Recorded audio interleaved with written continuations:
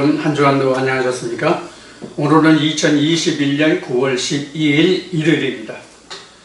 이곳 날씨는 상당히 맑고 쾌청한 아침입니다. 약간 그 안개 같은 그런 기운이 있는데 날씨는 매우 좋습니다.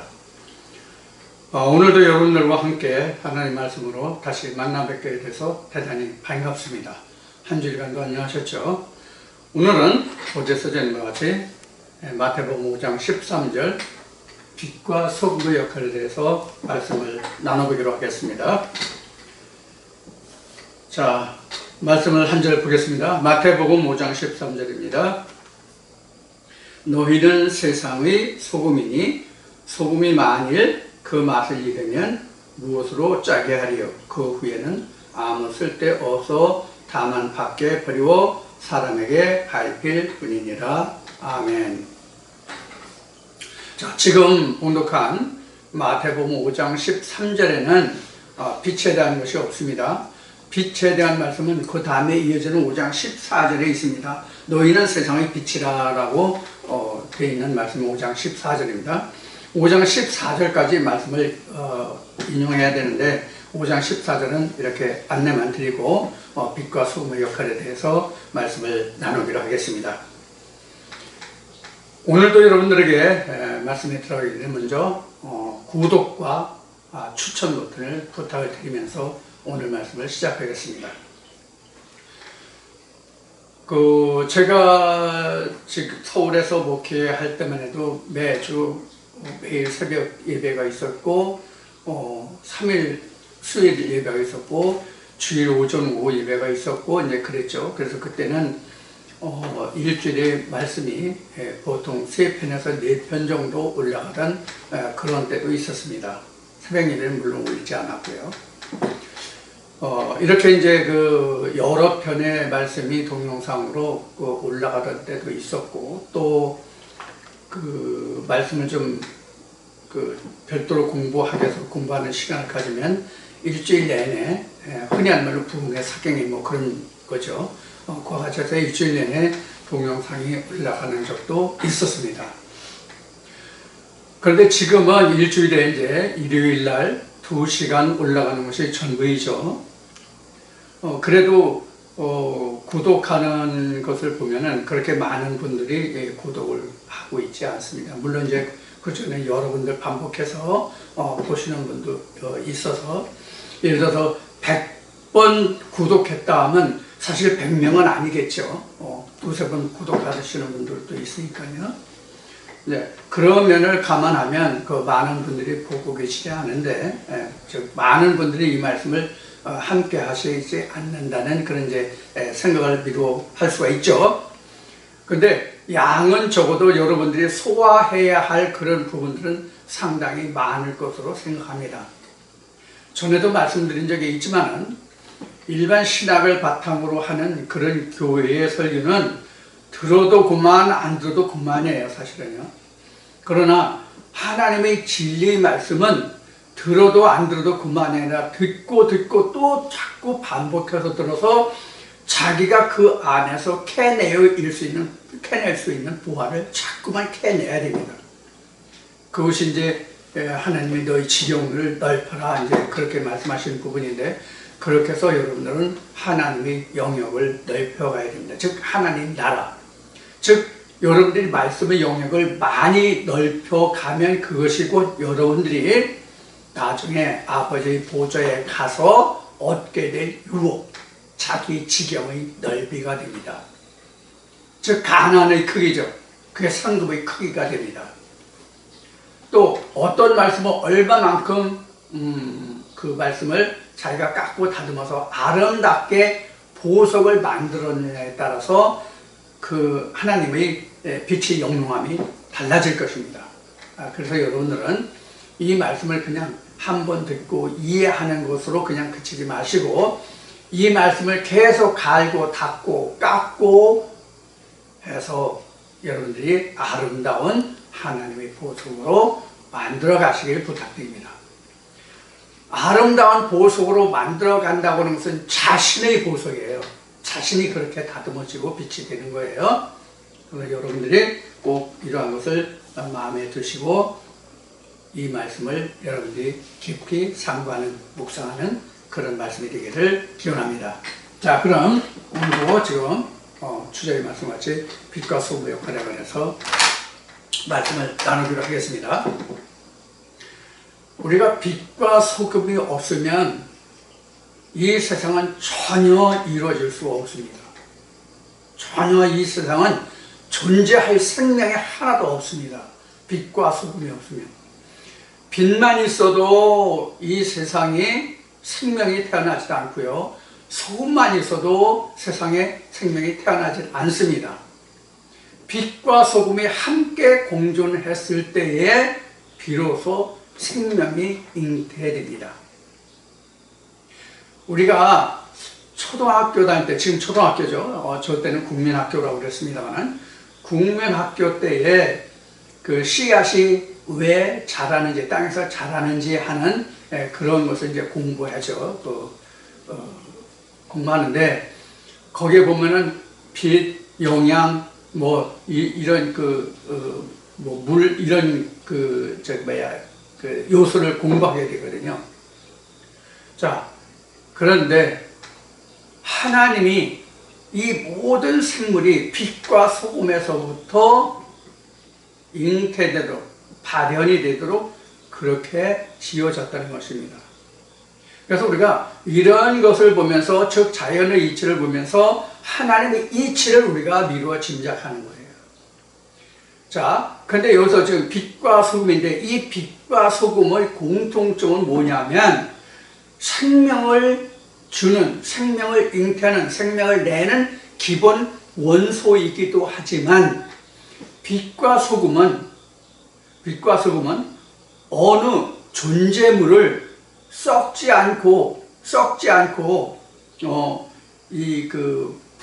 부패되지 않도록 하는 역할을 하는 것이 바로 빛과 소금입니다. 그것이 빛과 소금이에요. 빛에 모든 식물을 말려서 부패하지 않게 하죠. 소금도 각종 식물이나 음식에 넣어서 맛을 낼 뿐만 아니라 음식을 부패하지 않도록 방부제 역할을 하죠. 자, 그런데 우리가 이 빛과 소금이 이렇게 중요한 역할을 하는데, 그 소금을 보면 우리가 어떤 것을 생각할 수 있냐면, 소금은 자체로서 역할을 못해요. 빛도 자체로서 역할을 못해요. 자체로서 역할을 못한다는 뜻은 뭐냐면, 빛과 소금이 상대에게, 자기 자신이 스스로 그것을 역할을 하는 게 아니라, 그 빛과 소금이 상대에게 들어갔을 때에 상대와 함께 융화됐을 때, 상대방과 함께 하나가 됐을 때에 무엇을 발현해요? 생명을 발현하고 그 효과를 나타내요. 소금이 소금대로 있으면 음식에 넣었다 할지라도 소금은 소금대로, 음식은 음식대로 서로 융화하고 서로 화합하지 않는다면 어떻게 되겠어요? 맛을 낼 수가 있어요? 없어요? 못 내죠. 그렇죠? 그래서 소금은 스며들고 화합하고 하는 작용을 하게 됩니다. 소금은 화합하고 스며들어요. 상대방에 스며들어요. 근데 소금이 상대방에게 스며들 때는 어떻게 해야 자기가 상대방에게 스며들 수가 있습니까? 자기 자신을 다 녹여야 돼요. 자기 자신을 드러내지 않아야 돼요. 짠맛을 내되 그 소금이 소금대로 있는 것이 아니라 상대방에 스며들어서 상대방이 짠맛을 내게 하죠. 그렇죠? 예를 들어서 김치를 담갔어요.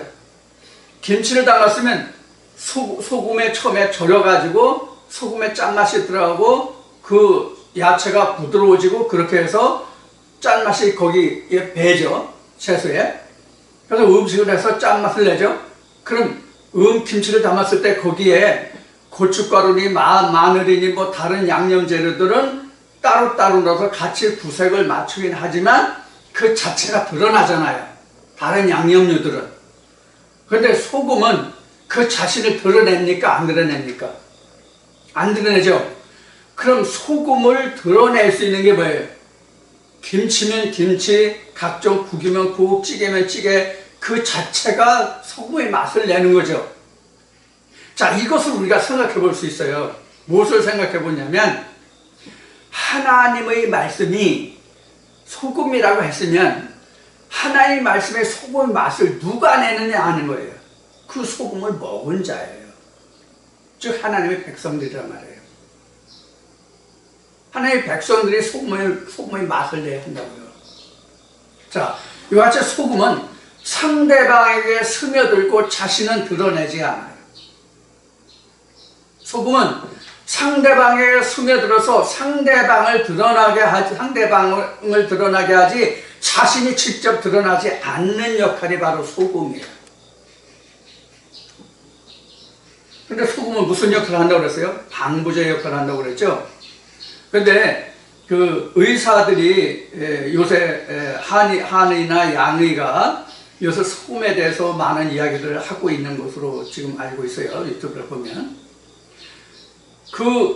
한의나 양의들이 그 인체를 썩지 않도록 방부 역할을 하는 음식물이 3가지가 있다고 합니다. 3가지가 있는데 첫째는 소금이고요. 그 다음에 알코올이고요. 그 다음에 설탕이라고 합니다. 그래서 소금, 알코올, 설탕이 우리 몸을 부패하지 않게 썩지 않게 하는데 가장 좋은 방부제는 소금 외에는 없답니다. 소금은 피를 묽게 하고 피부를 윤택하게 하고 피를 생성해주고 나쁜 노폐물을 밖으로 빼낼 수 있도록 물을 흡수해서 사람 건강을 유지해주는 그런 역할을 한다고 합니다. 소금이. 근데 설탕은 피를 탁하게 하고요. 알코올은 역시 그 심장이나 그 혈관 같은 것을 많이 파괴한다고 그래요. 자, 그래서 사람에게는 절대적으로 소금이 필요한 거죠. 그리고 우리 그 인생들이 그 배꼽동물이 태어나는 게 자궁이 있기 때문에 태어나잖아요. 자궁이 있기 때문에 태어나는데 그 자궁에 있는 그 자궁액이 염도가 0.9% 이하로 떨어지면 생명이 제대로 잉태되지 않는답니다. 그래서 여자들 그 잉태하면 양수가 생기잖아요. 그 양수가 0.9%라고 합니다. 그래서 어린아이가 복중에서 그 태를 이용해서 영양을 섭취하고 배설을 하는데 그 염도 0.9%가 됨으로써 0.9%의 물이 됨으로써 거기서 다 정화작용을 해서 거기서 숨을 쉬고 태어날 수 있대요. 이렇게 그 큰 역할을 하는 것이 바로 소금입니다. 그래서 성경도 지금 소금을 지금 이야기를 하고 있어요, 예수가요. 그럼 이 소금의 연유가 여러분들은 어디에 있다고 생각하십니까? 소금의 연유가, 소금의 시작이 성경에서 어디에 있다고 생각하십니까? 지금 소금은 하나님의 말씀을 두고 이야기하는 것이거든요. 그럼 제가 11조를 말씀을 드릴 때에 11조 정리편이나 11조에 관해서 말씀을 드릴 때에 빼지 않고 여러분들에게 소개해드린 구약의 말씀이 있어요. 어디냐면 레위기 2장 13절이에요. 레위기 2장 13절은 하나님께 우리가 화목제사를 지낼 때 반드시 그 소제물에 하나님의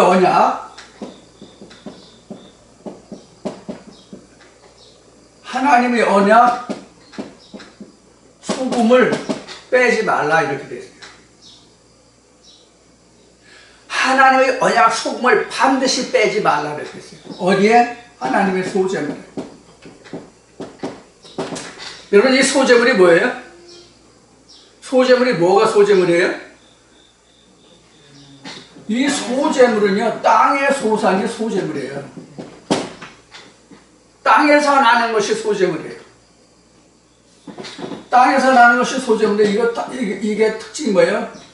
썩는 것이에요. 썩는 것. 여기 하나님이 소금을 칠하는 거예요. 이게 말라기 3장 10절로 가서 11조를 떼어 놓았다. 그러니까 너희는 11조를 언제지만 내라는데 이걸 물질로 보는데, 물질, 요즘으로 얘기하면 현금으로 보죠. 현금으로 보는데 이게 아니다. 이 물질은 바로 소재물이에요. 이 소재물이 뭐냐면 각자예요. 각자. 사람이란 말이에요. 이게 땅에서 났잖아요. 창세기 2장 7절에서 이게 소재물이잖아요. 창세기 2장 7절 우리가 땅에서 나는 소재물이잖아요. 여기에 하나님의 언약 소금을 두고 우리를 하나님께 드리라. 사도 바울이 이야기하는 너희 몸을 하나님께 산 제물로, 영적 제물로 드려라 하는 말씀과 같은 것이거든요. 레위기 2장 13절이. 이게 말라기에서 이게 하나님이 그 말라기를 통해서 말씀하신 11조예요. 11조도 궁금하시면 11조가 3편인가 나와 있으니까 여러분들이 동영상을 참고해 주시기 바랍니다. 자, 그래서 우리가 이 소금이라고 하면서 레위기 2장 13절에서 밝힌 바와 같이 하나님의 언약이에요. 그러면 하나님의 언약이 우리에게 오면, 우리 각자에게 오면 그 언약이 소금에서 그 소금이 우리 안에 배어 들어야 된다고. 나는 나고 말씀은 말씀이고 이러면 안 된다 이 얘기예요. 그래서 잠언이나 전도서를 보면은 이걸 호심경이라고 내 마음 비에 새기라 이렇게 한 거예요. 그래서 마음의 비에 새기라고 한 거란 말이에요. 새겨야 내 살의 언약이 될 거 아니에요. 새겨야 내 신비에 새겨져야 그 내 안에 들어오잖아요. 이게 뭘 지금 제가 말씀드리고자 하는가 하면, 뭘 말씀드리고자 하면, 전에 이런 얘기를 하죠. 온고이지신. 이 얘기했죠. 온고이지신. 온고이지신이라는 얘기했는데, 옛 것이 내게 새 것이 되는 것이거든요. 새롭게 알게 되는 것이요. 옛 것을 통해서 새로운 것을 아는 거예요. 그러면 성경이 지금 우리에게 왔잖아요.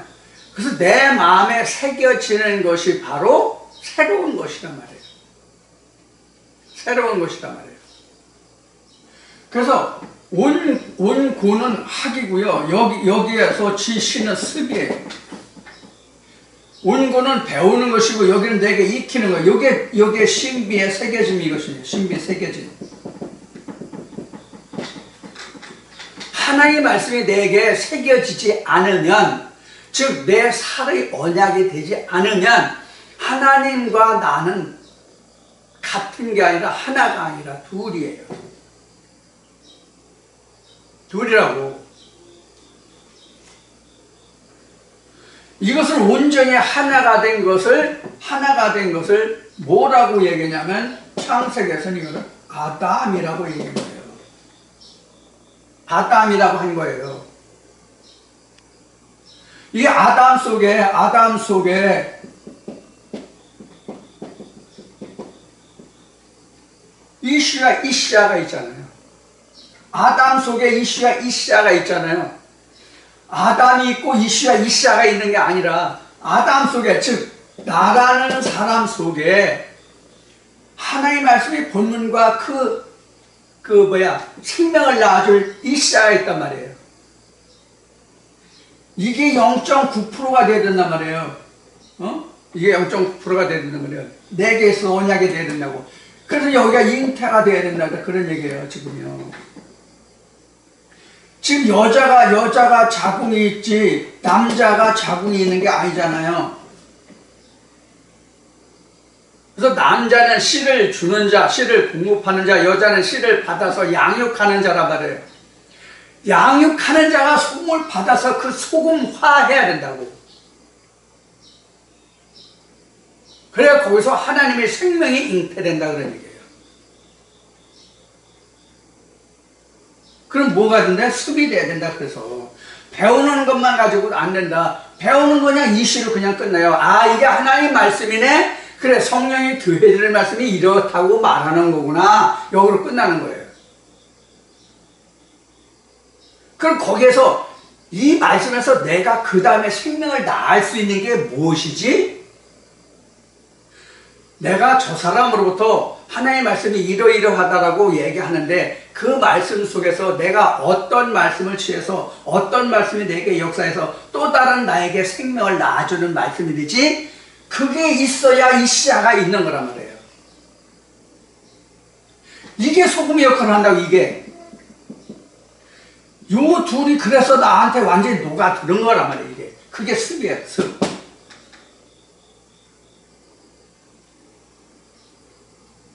오늘 이 얘기 또 해야 되겠네.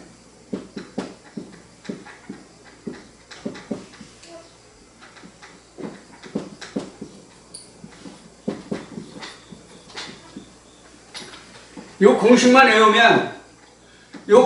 외우면 인수분해 다 합니까? 공식이 예를 들어서 10개, 100개, 1000개 돼. 10개, 100개, 1000개 다 외웠어. 그 다른 연수 문제 한 번도 안 풀어봤어. 공식만 딸딸딸딸 외우고. 공식은 뭐 어떤 공식을 갖다 놓든지 간에 인수분해 공식만 갖다 놓으면 그 인수분해 문제를 이렇게 다 풀어. 근데 실전 문제는 한 번도 안 풀어봤어. 그럼 공식만 외우면 그 사람 이 인수분해는 완전히 마스터가 된 걸까요? 절대로 그렇지 않죠. 여러분들 학교 다녀보셨으면 이해를 하실 겁니다. 무슨 이야기인지.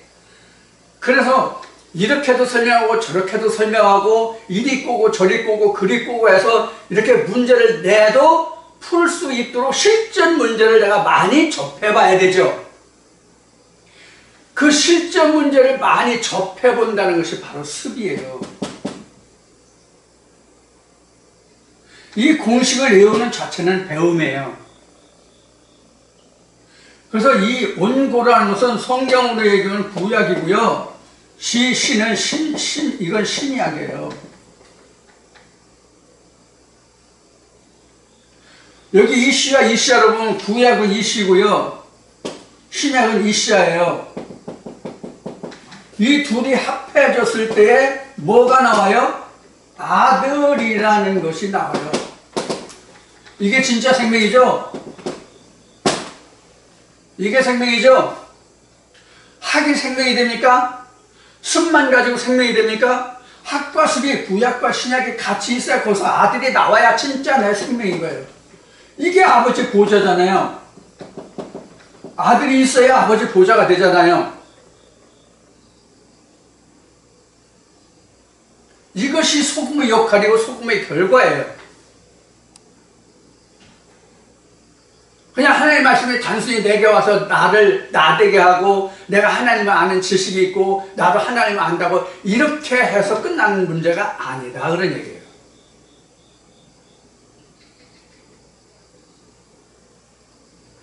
이거는 지금 이 말을 전하고 있는 저나 이 말을 들으시는 여러분들이랑 똑같은 과제예요. 똑같은 숙제예요. 누구 앞에? 하나님 앞에.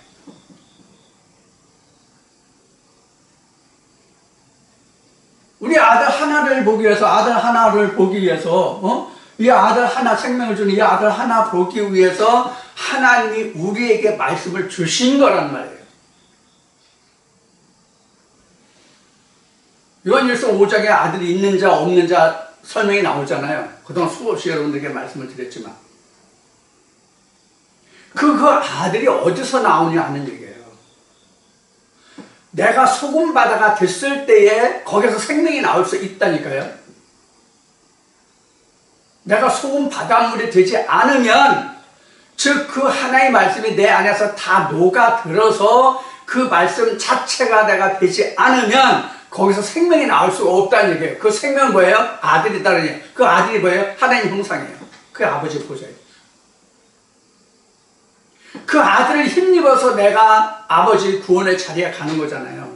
나를 인해서 가는 것이 아니라. 근데 그 소금이 내게 있기 때문에 내가 가는 것이라고 이렇게 말하는 것 뿐이에요. 그 소금이 내게 배어 들었기 때문에.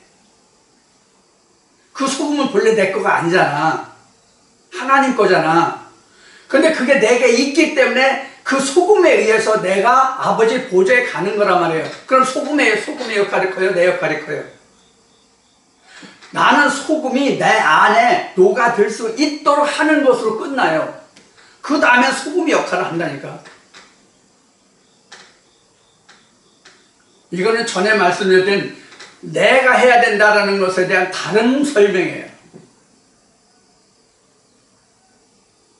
마태복음 13장에 10분의 제비 그 밭 누가예요? 누가복음 16장에서 두릅하고 거름주는 거 누가예요? 내가 해야죠. 내 밭에.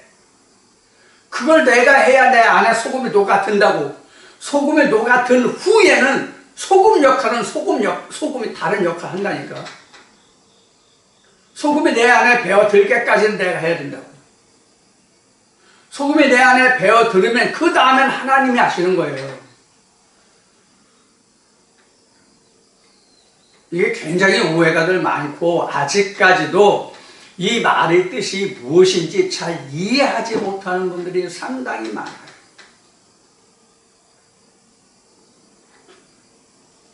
이런 면에서는 좀 제가 염려스럽고 걱정스럽고 좀 마음이 답답한 마음이 있죠.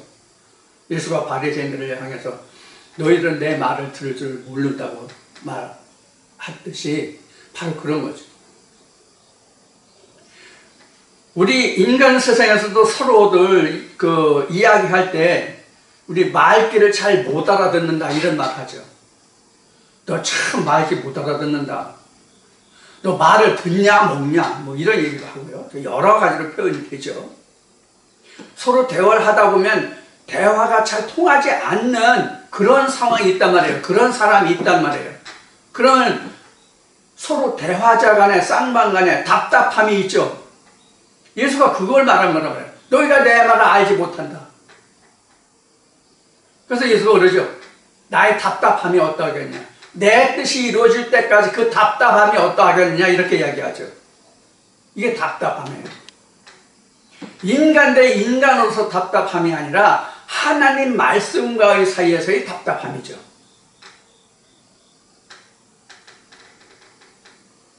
일주일에 앞에 모두 얘기했듯이 일주일에 제가 2시간의 분량을 여러분들과 함께 말씀을 나누는데 이 말씀은 그냥 들으시는 것으로 이해하시는 것으로 그냥 끝나면 들으시는 것으로 이해하시는 것으로 끝나면 안 돼요. 이거 반드시 복습해야 된다니까요. 복습을 해야 된다. 복습을 어디까지 하느냐? 아들이 이르기까지.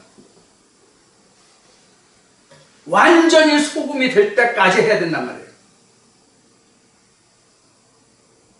완전히 소금이 될 때까지.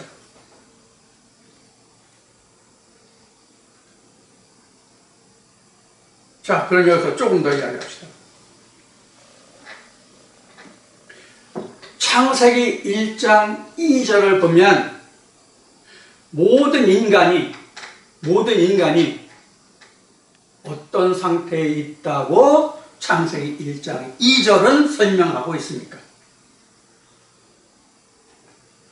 물속에 있죠? 물속에 있잖아요. 그럼 하나님의 말씀이 계속 들어와야 그 물속에 있는 염도를 높여갈 수 있겠죠. 또 그 반대로 얘기하면 물을 말려가야만 같은 소금이 들어와도 염도가 더 진하게 빨리 되겠죠. 이 물을 줄여가는 방법이 뭐죠? 성경에서 물을 줄여가는 과정이 뭐예요? 천지창조의 시작이잖아요. 빛으로부터 시작해가지고 물을 빼내고 갈리는 작업이잖아요. 그게 신약에 들어와서 예수가 한 말이 뭐예요? 십자가지라는 거예요. 물을 빼는 거거든요. 물을 빼. 앞에 김치 담그는 거 얘기했죠? 김치 담그는 얘기했죠? 그럼 채소가 처음에 빳빳하고 물기가 많죠? 소금을 넣으면 소금이 염분을 습기를 끌어들일 뿐만 아니라 물기를 또 빼내기도 한다고요. 흡수와 배수 역할을 동시에 한다고, 소금은. 물이 안 빠지면 채소에 소금을 넣는데 물이 안 빠지면, 채소에 있는 물이 안 빠지면 채소가 짠맛을 낼 수 있다 없다? 절여진다 안 절여진다? 안 절여져요. 그래서 우리가 김치 담글 때 소금을 넣어서 절였을 때 그 물기가 다 빠져서 부들부들해지면 우리는 그걸 뭐라고 그러죠? 절여졌다 이렇게 얘기하죠? 절여졌다. 우리도 하나님 말씀에 절여져야 된다고. 부드러워야 된다고. 온유가 그냥 나와요? 인간과 인간에 대해서 온유한 게 아니에요. 성령이 교회들에 가시는 말씀에서 그동안 반감이 생겼고 이상한 생각이 들었고 맞다 틀리다 옳다 그러다 하는 거기에서부터 자꾸 내가 온유해지는 거야. 아 이게 진짜 그 말씀이네 이렇게 해서 자꾸 온유해지는 그게 뭐예요? 절여져 가는 거예요. 내가 하나님의 소고의 말씀에 내가 절여져 가는 거라고. 그게 온유해요. 하나님 앞에 내가 겸손하고 온순해질 수 있는 거. 인간과 인간에 대해서 내가 겸손하고 온유할 수 있다는 뜻이 아니란 말이야. 성경에서 말하는 것은. 물론 외적으로 율법적으로는 우리가 육체를 가지고 있기 때문에 세상에서도 온유하고 겸손하고 뭐 해야 되겠죠. 그러나 하나님 말씀 우리가 전적으로 무엇에 필요한 거예요? 하나님 앞에 나갈 수 있는 길을 인도하는 말씀이잖아요. 우리가 하나님 앞에 고개를 쳐들자는 얘기가 아니에요. 인간한테는 항상 내가 비굴해서는 안 돼요. 온유하고 겸손해서만도 안 돼요. 인간 세상은 여러분들이 살아보셔서 아시겠지만 인간에게서는 강할 때는 강하고 용서할 때는 용서하고 겸손할 때는 겸손하고 양보할 거 양보하지 무조건 겸손하고 양보하고 겸손하다고 해서 세상에서 살아갈 수 있는 방법이 없어요. 그 사람 못 살아요. 세상적으로는. 그러나 하나님 앞에는 항상 내가 낮아지고 겸손하고 온유해도 항상 내가 그 안에서는 내가 온전해지면 온전해졌지 잘못될 게 하나도 없어. 하나님 안에서는. 이거 차이예요. 그러니까 우리는 하나님의 말씀이 지금 온유라는 얘기가 나왔으니까 온유만을 놓고는 온유, 겸손 이런 것은 하나님 앞에는 한량없이 온유하고 겸손해도 돼요. 그래서 절대 내가 손해보는 게 없어. 하나님이 내가 더 풍성하게 주시면 주셨지. 그런데 세상에서 내가 항상 누구한테 온유하고 겸손해봐. 만만히 봐요. 만만히 본다고 말 밟힌다고 내가.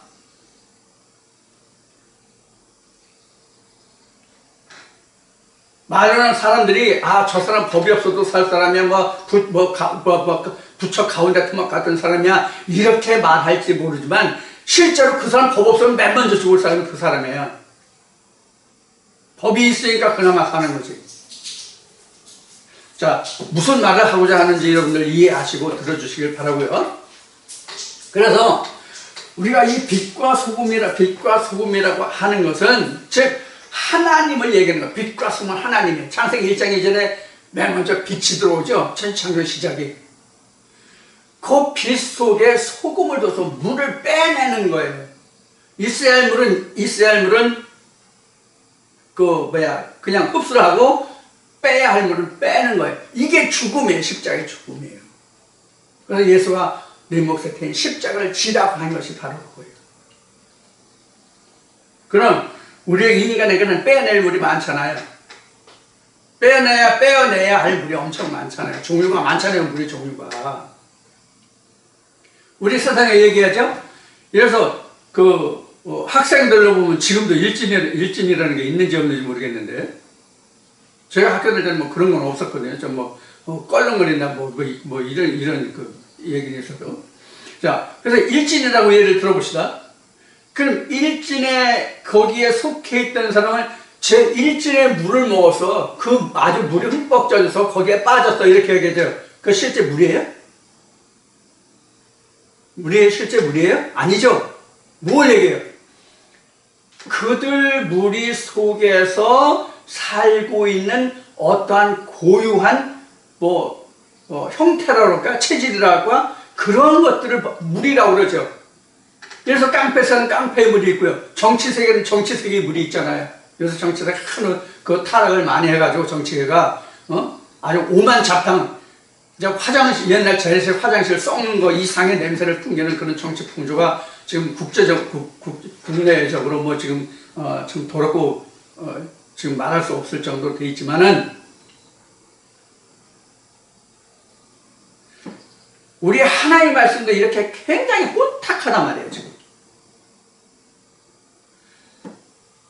그래서, 장로교는 장로교대로, 성결교는 성결교대로, 침례교는 침례교대로, 이렇게 해서 또 거기서도 기장, 예장 뭐 해가지고 뭐 파벌이니, 뭐 쪽파벌이니, 뭐 실파벌이니, 뭐 이 파들이 많잖아요. 다 그 물들에서 놀았던, 그 물들에서 살았던, 그 물을 먹었던 그런 물들이 다 각자에게 있단 말이에요. 그럼 이 얘기하는 저는 그런 게 없을까요? 저도 있어요. 저도 그만큼 생활한 만큼 그 사람이 얼마나 열심히 했느냐, 얼마나 노력을 했느냐에 따라서 그 물이 농도가 또 틀리다고. 이거 다 빼내야 되잖아요. 이거 다 빼내야 되잖아요. 이게 십자가예요.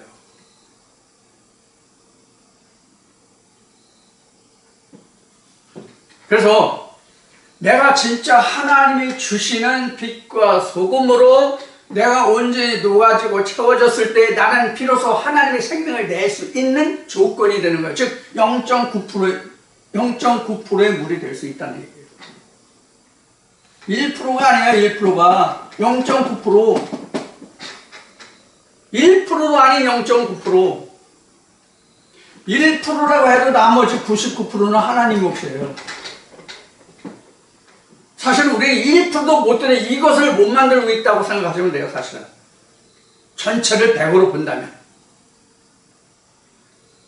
그래서 우리가 찬송이나 말씀에 보면 하나님의 공로 의지하여라고 된 거예요.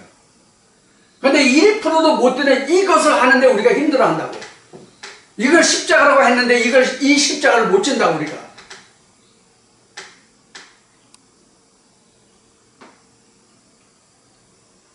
이게 인생의 실체 모습이에요. 저나 여러분이랑 똑같아요. 다를 바 하나도 없어요. 어떤 분이 가끔 그래요. 어떤 분이 그런 말씀을 하시는 분들이 있어요.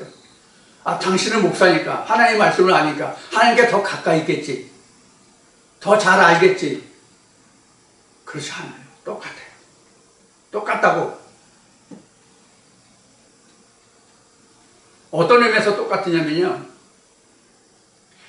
감당할 수 있는 힘이 10이면 시험도 10이라는 만큼 와요. 감당할 수 있는 힘이 1이라면 시험이 10이 안 온다니까. 1만큼 온다니까. 무슨 이야기인가 하면 자기가 아는 만큼 세상에 짐이 주어지는 거예요. 세상의 힘이 자기 힘만큼, 자기가 감당할 수 있는 힘만큼 주시는 거예요. 그래서 성경은 뭐라고 써요? 하나님이 인간을 시험에 능히 이길 수 있게 하신다는 뜻이 그런 뜻이에요. 감당할 수 없는 시험을 우리에게 주시지 않는다고. 내가 1%면 하나님이 1% 이상 짐을 안 져주신다고. 하나님은 내가 10%면 10%만큼 주신다고. 그 이상 안 주신다고. 내가 10% 됐는데 하나님이 11% 시험을 주셨어. 그럼 내가 실족하지. 당연히. 그래서 하나님은 시험을 하지 않는다고 성경에 기록하고 있는 거예요.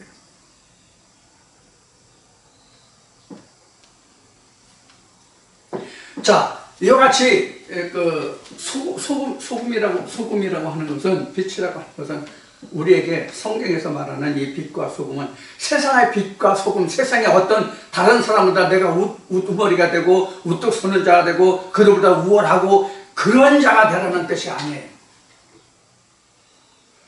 하나님의 생명을 내는 자가 되라는 얘기예요. 하나님의 생명을 내고 그 생명을 가지는 자, 보유하는 자, 소유하는 자가 되라 했듯이 빛과 소금이에요.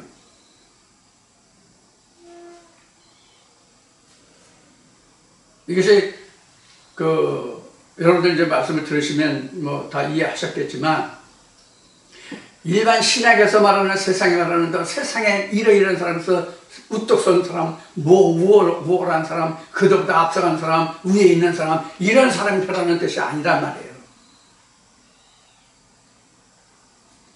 좀 더 간단하게 쉽게 성경에 기록된 대로 말하면 하나님의 형상으로 지음을 받는 자가 되라가 빛과 소금이다라예요.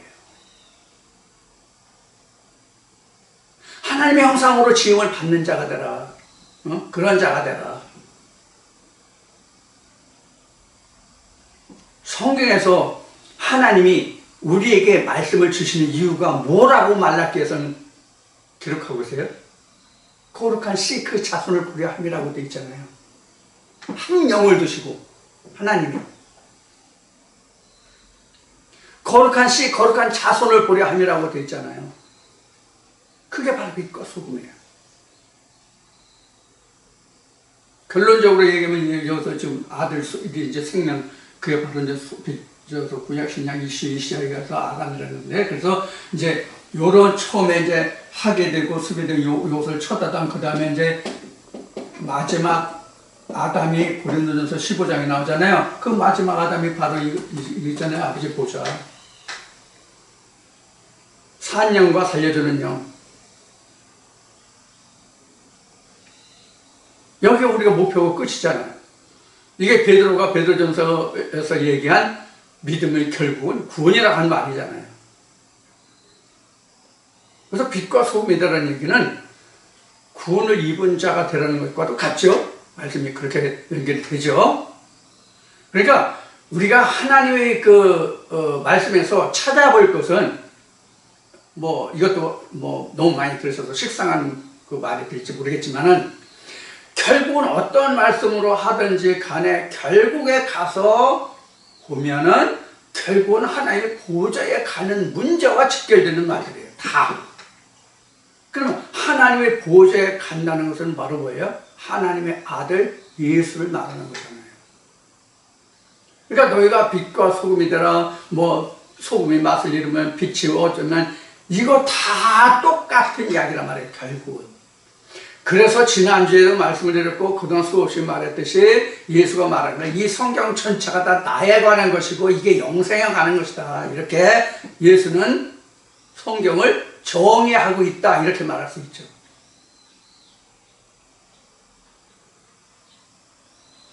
근데 우리는 예수를 이것도 수없이 얘기해서 이제 그게 딱지가 앉을 정도지만은 예수하면 2000년 전 과거 유대 땅에 왔던 예수만 자꾸 생각하잖아요.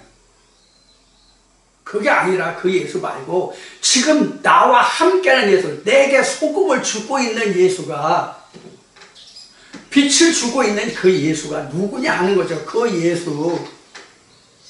예수를 알라는 거예요. 무엇을 통해서? 지금 예수가 해야 하는 빛과 소금을 통해서. 그럼 여기서 무엇을 통해서라는 의미에서 볼 때의 빛과 소금이라는 것은 예수가 말한 내가 너에게 말한 곧 생명, 이것을 얘기하는 거예요. 이게 빛과 소금이에요. 예수가 가진 빛과 소금이 우리에게 전해져서 예수가 말한 빛과 소금이 똑같은 빛과 소금이 내게 왔을 때 그 소금이 나를 역사하면 나도 그와 똑같은 소금이 되잖아요. 그게 바로 뭐예요?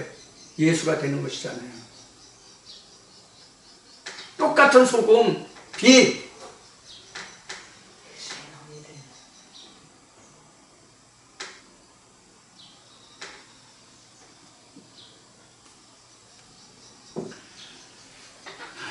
봉독은 아니지만 마태복음 5장 14절 말씀을 좀 보겠습니다. 너희는 세상의 빛이라. 산 위에 있는 동리가 숨기지 못할 것이요. 이렇게 됐어요.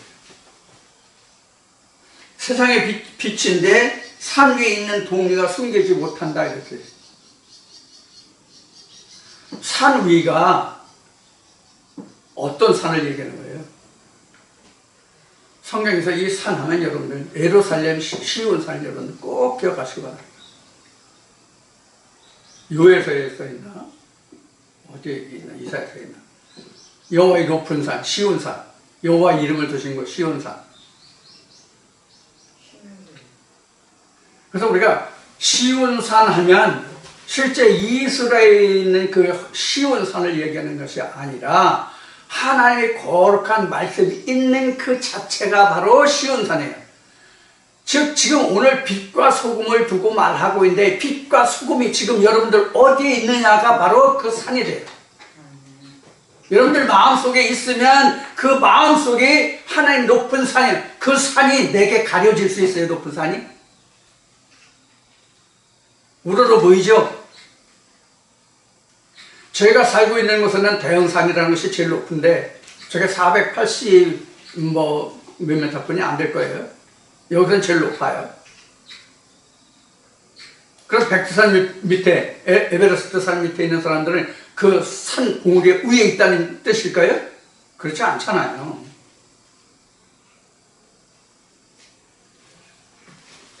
자, 그래서 지금 이 빛과 소금이라고 하는 것에 대해서 이제 여러 가지 말씀을 드렸는데 우리가 이 빛과 소금이 되기 위해서는 그만큼 우리가 하나님의 말씀을 많이 섭렵해야 돼요. 우리 사상 속담에 이런 속담이 있네요. 소금을 먹은 자가 물을 찾는다. 하나님의 말씀을 먹어본 자가 하나님의 말씀을 찾는 거예요. 하나님의 말씀. 그 맛을 안 사람만 소금의 맛을 낼 수 있는 거고 그 소금을 찾게 되는 거예요. 소금도 세상에 소금 엄청 많아요. 가장 쉽게 얘기하면 소금도 세상 소금도 보면은 천일염과 제제염으로 나눌 수 있는데 천일염과 제제염으로 나눌 수가 있는데 여러분들 가정에서 가장 잘 알고 있는 제제염이 바로 꽃소금이라는 거예요. 그럼 천일염과 제제염의 차이는 뭐냐? 제제염에는 미네랄이 없습니다. 일체의 미네랄이 없습니다. 오로지 짠맛만 있습니다. NaCl 짠맛만 있는 거예요. 그럼 천일염 뭐냐? 각종 미네랄이 다 들어있다.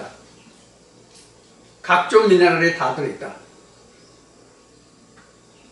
자, 그래서 우리가 하나님의 말씀을 소금으로 온다면 신학에서 하는 말은 각종 미네랄이 다 배제된 소금이에요.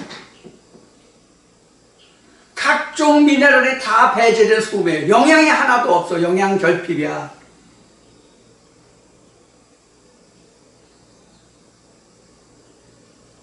그러나 하나님이 주신 순수한 하나님의 말씀은 각종 미네랄 영양소가 풍성한 그런 말씀이라는 거예요. 그래서 우리를 각종 영양소가 결핍되지 않는 온전한 식품이라고, 소금이라고.